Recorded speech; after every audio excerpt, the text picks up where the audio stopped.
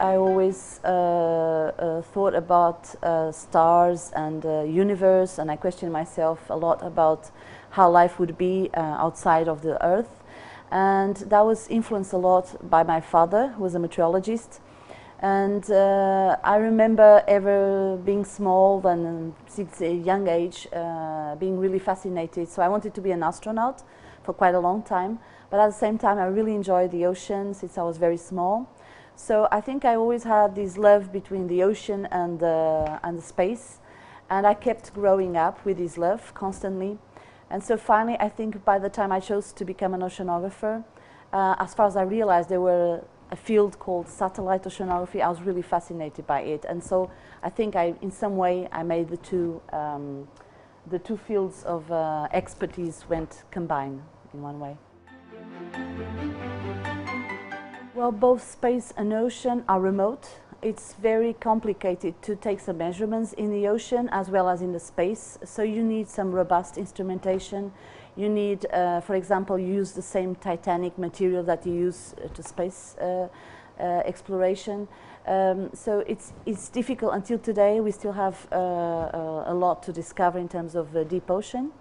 And in terms of space, of course. But also some of the dynamics that you see in the oceans, for example, rotation of the water, what we call eddies.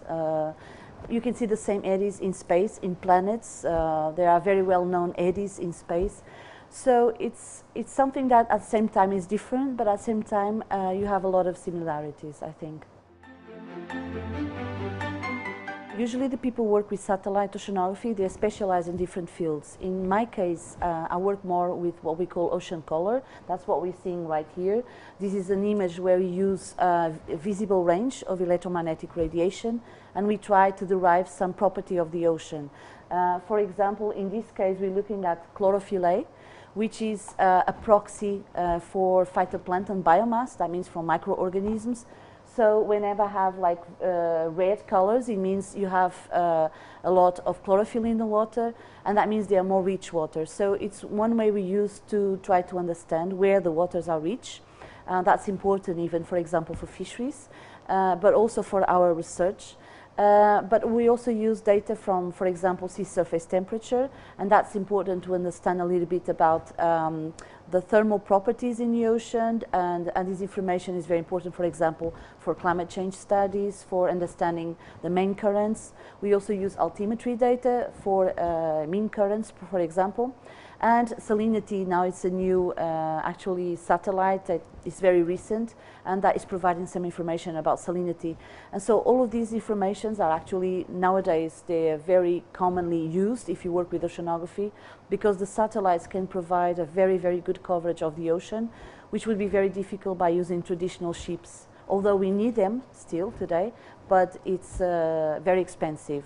They don't cover as much, it's more complicated. And with a satellite image, you can get a snapshot of hundreds and thousands of kilometers in the ocean. Usually we say in terms of Earth observation fields, we define 4 major fields, which is ice, land, ocean, and atmosphere. So all of these main components of the Earth system are now being taken care, let's say, in terms of satellites. So, for example, there was a previous ESA program, it's called MES. Nowadays it's being substituted by Copernicus, and there are new satellites going up in space, Sentinel-1, 2, 3, 4, and so on. And these satellites are actually going to cover the whole Earth, and their main purpose is actually to study Earth dynamics, anywhere from, as I said, from ice to ocean, atmosphere, and land. So all the applications related with Earth observation are being taken care of by these new satellites. The Açores is considered a strategic place in terms of location in the ocean. It is located in the Northeast Atlantic. And so they were not, in the past, they were not a coverage. Some of the satellites that passed, they were not actually covering this area. So initially we installed in 2001 here and what we call an HRPT station from NASA, and we are receiving some satellites, American satellites here, so we are processing the raw data and delivering a certain level, we call a level 1A to NASA. Every 15 days we are receiving. But nowadays it's fairly easy to obtain other types of satellites, from European satellites to American satellites, and we can process here. But we have Santa Maria in one of the islands. We have a major ESA satellite receiving station now that is also tracking satellites in the Atlantic Ocean, so it's extremely important. But when you think in terms of ocean, it's actually the Azores are located also in a very important area, because they are a transition in the ocean from very rich waters in the north to very poor, and we say oligotrophic waters in the south. And the Azores are right in the middle.